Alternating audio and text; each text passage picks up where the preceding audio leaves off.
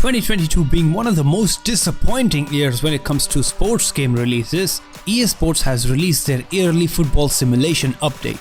FIFA 23 has taken few steps to improve the core gameplay on the pitch play, but it largely disappoints when it comes to the changes inside the game, providing very few changes inside the game this time around. Sure, the game has improved with the new Hypermotion 2 technology, but a lack of investment inside career mode and only slight changes in the other modes feels like a missed opportunity. On the surface, those changes are quite hard to spot. There are none of those big headline changes that will make the game new, even though there are some changes like the new free kicks and the new penalties, but there are more smaller tweaks that have been made that you have to notice while playing the game.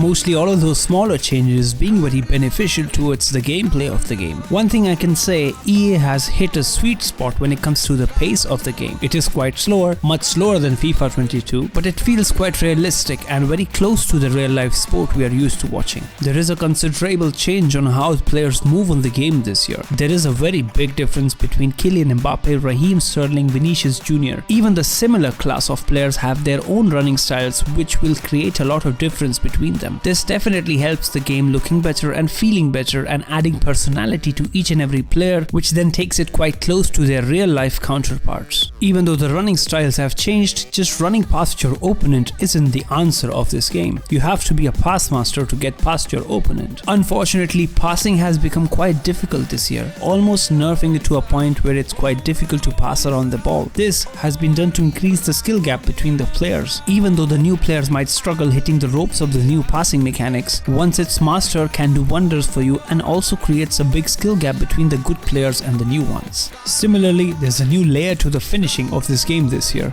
The new power shot add a layer of risk reward mechanic inside the game. Get it right and you'll get a shot fizzing like a rocket in the back of the net. But if you miss your shot, you might even end up in the stands. Power shot add a new layer of fun towards the game. So if you really like shooting from distance, power shot might be the mechanic for you. While the new attacking AI has changed drastically, same cannot be said for the defensive counterparts of this game. I enjoy defending, but I don't think so FIFA 23 is a type of game that is made for players like me. Clean sheets inside this game come as a premium, and you rarely see score lines that are low. FIFA 23 is a high octane, high scoring game with little or to no emphasis towards the defensive sides of the game. It's more attackers and power shots and more glory to be achieved outside and inside the box, with pace still being the primary factor and is the king in this game. Especially in the new online chemistry system inside Ultimate Team, people generally make squads with more pace everywhere, leading in games that are extremely ping-pongy and counter-attacky. Since pace being the primary king again, people have access to more players they can use because of the new chemistry system. This game plays like table tennis, with action flowing back and forth in a matter of seconds. The new collision system and the new power slide mechanics actually result in more robust challenges. Slide tackles actually results in you gaining possession rather than the ball ricocheting all over the place, which makes it quite satisfying sometimes to perform a power slide tackle, which is RB plus your slide tackle button, and regain possession with force.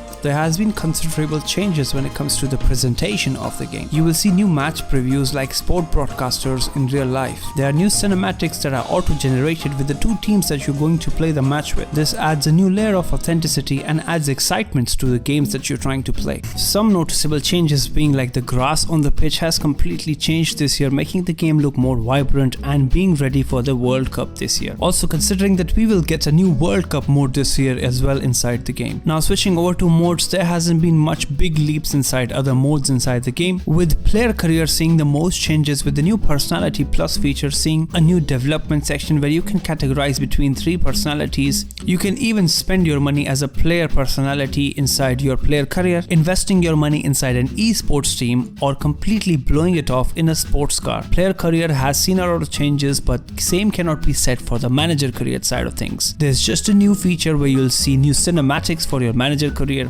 There are new faces added inside the game. You can play highlights of the matches, but that's about it. There's also a new menu inside career mode, which does not look new by any sorts and does not add any value to the game of last year. It's clear that career mode isn't EA's focus though, and why would it be? When Ultimate Team brings the player bases and the revenue that it does. FIFA Ultimate Team is a beast in its own right, with naturally having the most changes every year. This mode also has seen a lot of changes this year, with Foot Moments being their primarily flagship mode for Foot Ultimate Team this year, where you play through chapters of a player's life. The main objective of Foot Moments is to recreate moments of a football player in their career or something that happens in the last weekend. These bite-sized scenarios are extremely easy to hatch onto and can be easy for people who are generally busy in their lives, so making FIFA Ultimate Team more accessible for people who don't play this game week in week out. These quality of life changes have also been accompanied with a new chemistry system. This new system, even though it looks quite hard, will grow on you extremely easy. Selecting players has become extremely easy from the rare leagues around the world. You can even change positions of players this year. With more variability, this game mode has more squad building capabilities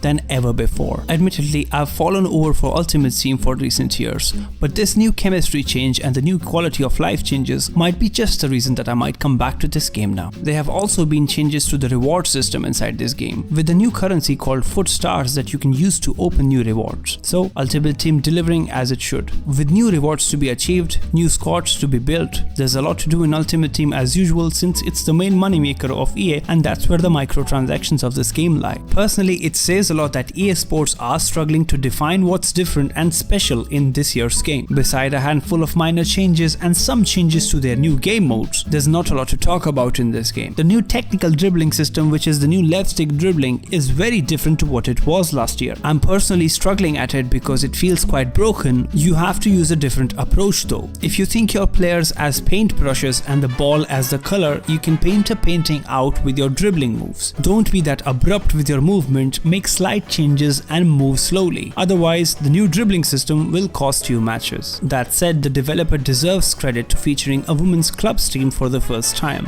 It does not feel like a reskin of the men's game. Women's football matches play differently and they have a slight weight to them. Even though these matches feel like you're playing from a mid-table side, they are still much more entertaining compared to the men's game. Lastly, let's talk about Pro Clubs and Volta, the most neglected game modes that has ever been inside any game actually. Volta was added with so much excitement about 3-4 years ago, but now has lost its charm and it will never be the game mode that we always want to be. It will never be FIFA Street. On the other hand, Pro Clubs will be neglected by EA Sports for no reason again, and there is no crossplay in this game again, making the communities of Pro Clubs completely suffer another year. We can expect more changes inside EA Sports FC next year, but until then, Pro Clubs will be the same game mode this year and it will always lack its potential. I hope EA Sports is listening, because FIFA is our beloved football simulation franchise. Even though the attention to detail is remarkable, it still needs some work on the pitch for its successes to have any meaning. It still plays a very good game of football, but this year's good doesn't quite cut it. All in all, small improvements to enjoy inside this game, but there is very little to shout about except the new free kicks and the new Ultimate Team chemistry system.